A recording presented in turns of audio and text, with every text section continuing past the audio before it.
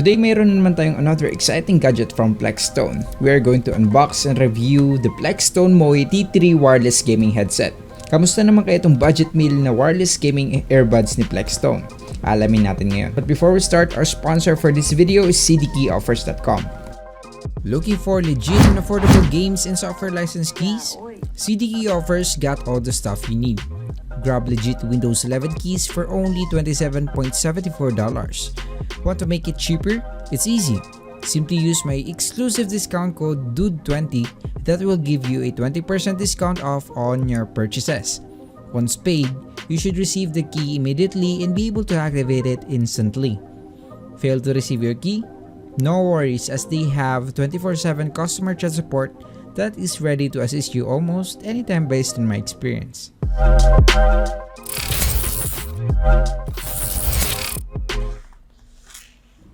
Unboxing time. Ano kaya nasa loob nitong Plexstone MOE T3?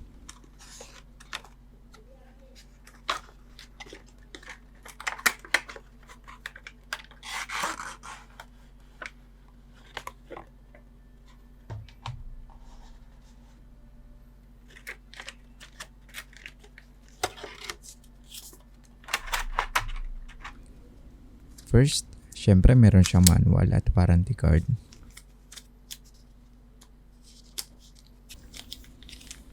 And charging connector na Type-C na rin. Maikli lang kadalasan to para sa mga wireless earphones.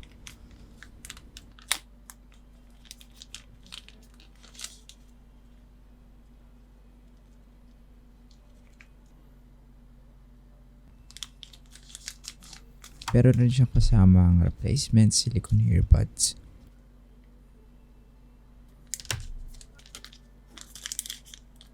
At finally, yung charging case ng Plexstone MOE T3. And of course, yung dalawang wireless earbuds.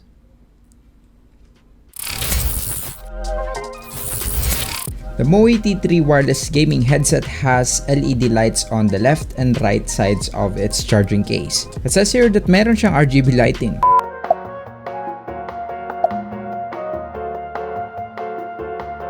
Well, actually fixed LED lights lang naman ang meron dito sa charging case niya. And dito sa model na pinadala sa akin ni Plexstone, it is only a green LED color. The lights will light up kapag tinanggal mo yung earphones from the case or kapag binalik mo siya. If the case is charging naman, magbiblink itong green LED light indicator niya to indicate na nag-charge na yung case niya. Pagdating naman sa bigat, it is worth noting that the case is very lightweight with a black flat plastic charging case. Nothing fancy, just a plain textured case. Also, as Plexstone goes with almost all of its lightweight products, napakagian lang nitong Plexstone MOE T3 even with the earbuds sitting inside dito sa charging case niya. Ganito naman ang itsura ng actual T3 wireless earphones ni Plexstone. Ergonomically designed siya like other wireless earphones that I have already reviewed, and it has a small LED indicator lights dito sa lower part ng earphones body niya. This LED indicator will signify whether the earphones is currently pairing or kapag nakapag-pair na siya or currently kung nagpa-play ka ng music. Let's take a brief look at the specifications of the MOE T3. First, the MOE T3 has already a Bluetooth 5.0. As for the battery, the earphones has 40 mAh battery while the charging case has 300 mAh battery, giving the earphones alone a 4 to 5 hours of runtime while playing music, while the charging case of these earphones has enough capacity for 4 to 6 times of recharging. It also has game mode and music mode like most other wireless gaming earphones that I've reviewed. One of the first things I noticed is the plasticky finish of MOE T3's charging case. Don't get me wrong, it's a matter of personal preference, but para sa akin parang plain and cheap lang ang finish nitong charging case ng MOE T3. Compared to most of the previous wireless gaming earphones na na-review ko na, mostly they are matte finish. Although given its price point na it's only around 500 to 700 PHP, it's definitely understandable. Another thing that I noticed is that it also already uses a Type-C USB charging connector. As for the audio quality, napansin ko it doesn't offer the best audio quality but it's quite fairly decent already.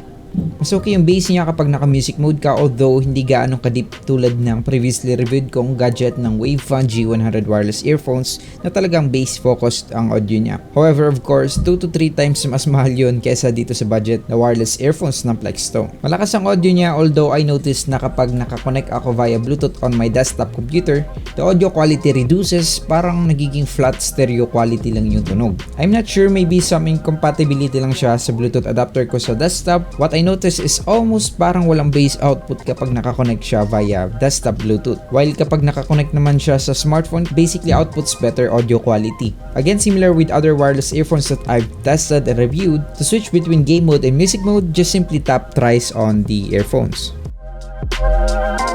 And you should hear a prompt saying game mode or music mode. Game mode uses more battery power, but it reduces the latency between your earphones and your device. Battery wise, I've tested this MOE T3 for hours. Pinatugtog ko continuously at around 40 to 60% volume, and it did really reach around 5 to 6 hours of runtime bago siya madrain at malobat. Malakas na yung 40 to 60% volume niya, especially if you're using both the earphones. So I believe using it for long usages, you most likely won't be maxing it out to 100% volume. Una, ganito yung audio quality na makukuha mo from the microphone of MOE T3 wireless gaming headset kapag nakalagay siya dito sa tenga mo at nagsasalita ka and connected yung earphones via the Bluetooth connection on your smartphone. Meanwhile, ganito naman yung audio quality ng Plexstone MOE T3 kapag nakapoint siya, although hindi to practical na nakatutok ito ganito sa mouth mo, pero ganito yung magiging audio quality ng Plexstone MOE T3 pag nakatutok yung microphone niya directly sa bibig mo at nagsasalita ka connected via the Bluetooth connection on your smartphone. Alright, finally, here's my final verdict for the Plexstone MOE T3 gaming earphones. Una, kung gusto mo ng magian na wireless gaming earphones, magugustuhan mo tong Plexstone MOE T3. Bukod sa magian, matagal ang battery life nito, so mas matagal mo siyang magagamit bago mo need na ibalik ito sa charging case niya. As for the controls, if you're looking for touch-controlled wireless earphones, then definitely Plexstone MOE T3 is a touch-controlled earphone, so magugustuhan mo rin yun. I also noticed na hindi siya gaanong touch sensitive, kaya hindi siya gaanong ka-prone sa mga unwanted touch feedback. Kumbaga yung mga common cases na nasagi mo lang yung earphones then nag-pause na or nag-next na yung music, which is the usual problem sa mga touch-controlled wireless earphones pag masyado siyang sensitive. Next up, of course, is the price. Pagdating sa price, very affordable lang itong Plexstone MOE T3, so if budget type wireless gaming earphones ang hanap mo, then most likely pasok to sa budget mo. Given na napakamura niya lang, it's interesting na mayroon rin siyang support for music and game mode. This allows more flexibility in usage pagdating sa paggamit ng earphones in terms of audio quality, battery usage, and also the latency. Additionally, it already uses Type-C charging port, kaya mas updated na rin ang charging port nito, kaya mas compatible ito sa mga USB connectors natin today. Knowing around 500 to 700 pesos lang itong earphones na to, it's usually not equipped with the best speakers out there. However, don't get me wrong, it has decent audio quality, maganda na for listening to music and gaming, or even sa pag-accept ng calls, goods na siya or average. But don't expect the highest quality given its price point. Ang microphone nitong MOE T3 is just okay for calls and basic voice communications.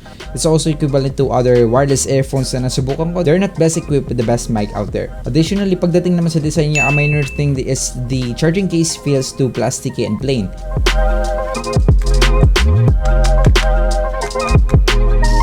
Although this is most likely because mura lang siya, but I guess a glossy finish or a matte black finish sa charging case niya would have made it to look a little bit more premium. So thanks for watching. Hopefully I managed to give you insights about the unboxing and review of Plexstone MOE T3. Feel free to leave your comments and feedbacks down below. At syempre ending na, so kung nakarating ka na dito, hit mo na yung subscribe button, matik na yan. As always, is your Tech Edit here. See you in my next videos.